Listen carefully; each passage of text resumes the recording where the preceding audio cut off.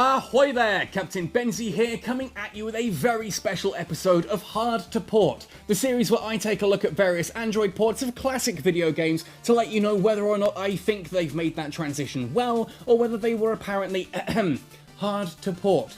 Today, as I said, is a very special episode because we are looking at Shovel Knight, which is one of my all-time favourite games. I've owned this personally on the 3DS, on the Wii U, on the PlayStation Vita and the PS4, and now I have it on Android. Yes, there is an Android port of Shovel Knight available, but you will not find this on the Google Play Store. No, you're going to need to go to Amazon, you pay for it there, and then you download the APK and install it. As an important note, however, you cannot play this using touch controls. You are required to have a Bluetooth controller. That said, I've tried it with both my Razer Jungle Cat and my Razer Raiju, and with the PlayStation 4 DualShock 4, and all of those work beautifully with it. So it does seem to be compatible with most of the best controllers out there at the very least. I'm sure the Xbox One will work fine as well if that's what you happen to have. Same with 360 or PS3. I just haven't personally tested those. Now, before we jump in, if you do enjoy this video, let me know by hitting like on it and consider subscribing to the channel for all things mobile gaming. Let me know what kind of videos you'd like to see in the future, what kind of games you'd like me to play, let me know what you're playing. Let me know in the comment section down below, or by coming and finding me on various social media channels as shown along the bottom of your screen now. That said and done, let's jump into Shovel Knight. Now, this version of Shovel Knight does actually come with the Plague of Shadows update included, so if you complete the game you get a second campaign where you can play as Plague Knight, or by using a cheat code you can unlock it right from the start. I'm going to do that. So to showcase it, all you need to do is here on the title screen you hold the attack button and you press up, up, right, down, left, left. You'll get a little jingle when you release the attack button, the game will reload, and you'll see that it has a new title screen announcing that it is Plague of Shadows. You get all the little updates here, and then we can jump in. There we are, so if we go into Start Game now, New Adventure, you can see we can choose between Shovel Knight, which is kind of your classic NES-style platformer, retro platformer, or you can go in with Plague Knight, which is a bit more complex, has some very unique abilities, very cool, very different campaign. I do recommend starting with Shovel Knight, though, just to get used to the basics of what this game is about. Now, this is what would be referred to as an indie, retro-inspired platformer. Obviously, when you see the game, and I am going to skip through the cutscenes here, when you see the game, it does look very much like something that came out during the NES, SNES, or Mega Drive kind of era, but with a few differences. Like you'll see here that obviously it does have parallax, that's the whole backgrounds moving at different speeds to apply depth of field. That was something that didn't happen in the NES, but otherwise, colour palette-wise and basic controls, this is definitely sort of NES, early SNES era. Anyway, so the basic premise of the game is that you are the titular hero, Shovel Knight, armed with a shovel, as you can see. Not just great for digging, great for killing enemies as well. And you are on the way to rescue your partner, Shield Knight, from the Enchantress and the Order of No Quarter. And the Enchantress has set up that evil tower at the back of the valley that you can see in the distance, and it's up to you to go and save the day, basically. And as you'd expect from this kind of game, lots of different themes of levels. Like here, obviously, this is the plains. You do end up in things like there are big castles, there's ice levels, fire levels, underground caves, you name it. Spin the wheel of generic platformer level design, and this game has all of them. I've seen a couple of other abilities that I can use so far. Obviously, there is the standard, standard sword swipe, which is great for taking out enemies and clearing off boulders and that kind of thing. Also, the downwards thrust, where you can bounce off enemies and blocks and dig downwards, like so. And you see me picking up gems. Now, Shovel Knight is a little bit more forgiving. It is a tough game, don't get me wrong. It is a very tough game, but it's a bit more forgiving than other other NES games that were around at that time. If you die in Shovel Knight, you don't lose any lives that speed you towards a game over. You just drop whatever loot you were carrying where you died. There'll be 3 bags when you die, and you can then, when you come back from the nearest checkpoint, or start of the level if you haven't reached a checkpoint, you can pick up that money and then just continue where you left off. A little bit like Dark Souls, but I am reluctant to refer to things as Souls-like. This isn't like Dark Souls, it's just a, you know, it's a retro-inspired platformer, and being inspired by classic NES and SNES games does mean that there is a certain amount of challenge to the game. It is not the easiest platform out there. Certainly it will test you, and it will keep you going. There is a lot to uncover in the game, a lot to unlock. Once I finish this level, you'll see the size and scale of the world map, and how many different levels there are. And in those levels, you've got all these different secrets, whether that's like the gold that you're picking up here, or you just saw me picking up a sheet of music, which you can use in the village. You give it to the local bard, he'll pay you for it, and then you can listen to the game's soundtrack, and it is one of my favourite soundtracks. I mean, heck, what this video, the video should have Strike the Earth, which is the bit of music that's playing for me now on this level, playing. It is one of my favourite pieces of music. Certainly, absolutely incredibly well-designed soundtrack, feels absolutely perfect for everything. My favourite track, though, is still when you get to the Lost City level, which is a big underground cave network. That has such a awesome soundtrack for it, as in genuinely one of my favourite soundtracks of all gaming history, and that's saying a lot when you've got the classics by like Nobuo Uematsu and all of that on that list as well. Like, crikey, the original Final Fantasies, and then this, a 2015 retro indie platformer, is right up there with it. And honestly, as I said, I do consider this one of my favourite games of all time. It is such a well-crafted, well-designed game. It's so much fun. It's gaming history in a nutshell. That thing on the left-hand side that's glowing, by the way, that is your checkpoint. You can see these ones have got golden wings around them, and ones in future levels don't have that. You are actually able to destroy checkpoints in future levels for additional gold, which is kind of obviously that risk-reward kind of dig, in that you can risk not having that checkpoint, and if you die, you have to go back further in order to get extra gold. And you can see me bouncing on these bubbles as well, getting another secret area. I'm not going to worry too much about one little gem, because I'm probably going to end up getting myself killed trying to collect it, and it's just not worth it. But we are going to go up here, up the ladder, along the top. You can see I've got life in this game as well. I can take 4 solid hits before I die, and if you die, as I said, you do just go back to the checkpoint.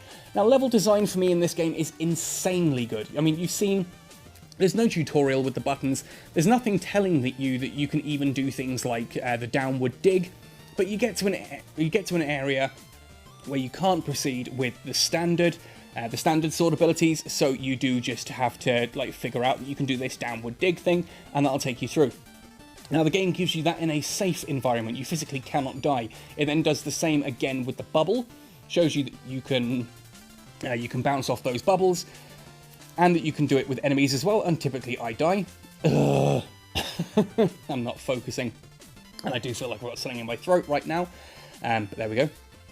It shows you all these abilities that you can do, and it shows you those in a safe environment before then asking you to do it sort of live with enemies and pitfalls and traps and that around as well, which to me is exceptional level design. And you get showcased that there are secrets available with the little, they're like little brown squares that kind of showcase that there is a secret there that you could dig into, and it'll unlock a whole new little bit of the like the scenery and that around. You've seen that a couple of times where I've exploded, almost looks like, areas of the wall by striking the right area. Then there was that bit with the chest back there. Now, you'll have seen that there was no indication that there was a secret there. You know, there was none of that little, like here on the left hand side, you see there's that little square that shows that that's another secret wall. That wasn't available on that bit with the chest, but if you come up the screen, you see that there is it's a chest underneath you with a ladder, so you figure out there must be a bit of destroyable wall that you haven't seen down below. The game kind of teaches you very subtly, very surreptitiously, that secrets are sometimes something here, like you see here. I'm going to strike it now. But can also be completely hidden. The game isn't going to showcase every single secret for you like that, and the game teaches you that in that one simple moment. And again, it shows different routes here, and my goodness, look at me dying all over the place. I'm doing this, I'm honestly dying here just to showcase what happens. That's the bit with the chest I was talking about. What happens when you die, that, you know, you do get this these 3 bags. I'm just showcasing that there is no downside to dying other than you have to come back and collect all of your loot again. Which, just, you know, it's a great little system. It doesn't punish you per se. You don't end up with a game over screen all the time and then just having arbitrary restarts. You can die on the same level over and over again and keep dying until eventually you progress past that area or you get bored and just quit out of the level. Which to me is a great system. It's up to you how you're gonna work through all of this and how you're going to figure it out. It's kind of up to you when you give up, and the challenge is real, but the game is never abusive with it. It never says, you're not good enough to proceed, sorry, just die and go all the way back for whatever reason. You get to come back at your own pace, take the challenge at your own reward. I'm not going to try and get that one. Oh, I can't get that bag, so that's gone forever. But, oh well, we can come over here, we can get all of these gems instead, which adds into your gold reserve in the top left. Now, the gold, obviously, is used to buy things like upgrades and secondary weapons. There are certain parts of the game that do require certain secondary weapons, so you will have to keep your eyes open for those, as some of them are fairly well hidden, some of them are purchased, some of them are only found in levels, that kind of thing. And as you'll see now, there are some tough bosses. Now, I am going to skip through the text, simply because I don't want to have all of that on the screen while you're trying to listen to me. Now, bosses can be exceptionally tough, and for some reason, I've always really struggled with Black Knight. He's the first boss in the game, but for some reason, he just seems to, I don't know, often catch me off guard. Sometimes I get him first time, sometimes it takes me a few attempts to actually beat this guy. He's kind of like Shovel Knight's main rival, and there's more about him revealed as the game goes on. You learn more about his history and his past, and how him and Shovel Knight interact with each other. You do fight him a couple of times, as you'll see now.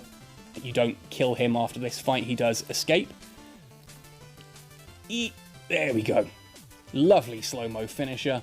Down he goes. Huzzah! 1,000 gold for killing him. Thrust the shovel into the air. How awesome are we? You see, he doesn't die, he gets up and runs off with a cool little sound effect. And off he goes back to the Enchantress, who you can see in the background. Now, at the end of some of the levels, well, end of all levels, you get this little campfire scene, which is kind of your, your day done. Shovel Knight falls asleep. Occasionally, you have these little dreams as well, where he dreams of his partner, Shield Knight, falling from the sky, and it's up to him to rescue her. And this is kind of explained later on. I really don't want to spoil it because it's really quite sweet. But you get this moment where often you're having to fight enemies. But yes, got her. Then you wake up in the morning, and you can continue. Now, of course, there is a little achievement there for putting it out. Only you can stop forest fires. And then we come to the world map. Now, you'll see that as you beat a level, the fog recedes. Now, this is honestly about, I think, a sixth, maybe less, of the map. You can see at the bottom there, we've got Spectre Knight's Graveyard and King Knight's Castle above us. Plus, I'm on a village here. So as you explore, it's no weapon, it's a shovel. Yeah, I'll show you. You can explore through here. Here's the bard that I was talking about, who will take the music off you. He'll buy those music sheets off you to give you extra gold. And then you can he'll start playing those tracks in the background. So it's kind of like your sound test in other games. You've got little upgrades that you can give to these guys for extra health and extra potion, and you can buy those tickets. Even things like, as we go through town here, we can totally steal this little girl's ring. We can jump on the milkmaid to get access to higher levels. You know, there's all kinds of crazy stuff. I'm not going to go through all of the secrets and all the little bits and pieces that are entailed in this game. There is so much going on, and heck, you can even see here now, we can go to the Truple Pond. We can start to go forward here, but those need me to unlock these levels to continue. It's not non-linear. You have a choice of which order you do certain levels in, whether you do Pridemore Keep or whether you do the Lich Yard first. You need to do both of those before you can continue. But it is up to you which order you decide to do those in. You can do Pridemore first and then the Lich Yard, or the Lich Yard then Pridemore. And there are so many levels. This game goes on for a fair length of time. Never feels like it's outstaying its welcome, and there's all kinds of crazy stuff going on. But my goodness, there are so many Shovel Knight reviews out there. If you haven't heard about Shovel Knight, you really need to try this one out. As I said, I've got links in the description below as to where to go and get this APK and download it. 100% in my opinion, well worth it. This is a great little port of a fantastic game, and it's entirely up to you. I mean, you know, to me, you're going to need a controller. It's entirely up to you if this is your kind of game, but if you do like platformers, this is one you absolutely should give a go if you haven't already. Grab a controller, download it, and get out there onto the fields. It is an amazing game, and this is a really well-made port. No slowdown at all. It's a 5-year-old game, so it should run fairly well on most mobile devices. Runs on my Razer phone too, with no hitches whatsoever. Anyway, all that said and done, I think that covers everything I needed to mention in this particular video. I'm going to jump into Pridemore Keep while I do my little outro. So thank you everyone so much for watching up until this point. The support is always great. I hope you've enjoyed this video, and I hope you do give Shovel Knight a try. If you have played Shovel Knight already, do let me know. What do you think of it? Let me know what your favourite knight was, what your favourite level was, and all that kind of thing in the comment section below. Let me know what you think of this Android port if you haven't played it already. I think it's interesting to see that, you know, Amazon, I don't know, I'd never even noticed that Amazon were doing their own little app store and that as well. There's quite a few different games on there as well, and that I saw, not all of which are on the Google Play Store. In fact, many aren't on the Google Play Store. And to me, that was just, this was the one that I needed to buy, and because I'm not paying attention, I'm getting hit by dumb stuff here. But yeah, let me know what you think. Have you been playing this game? Have you played Shovel Knight before? Let me know all of that and more in the comment section below as usual. Otherwise, happy sailing and keep on digging? I guess that's what I'm going to go with. Keep on digging!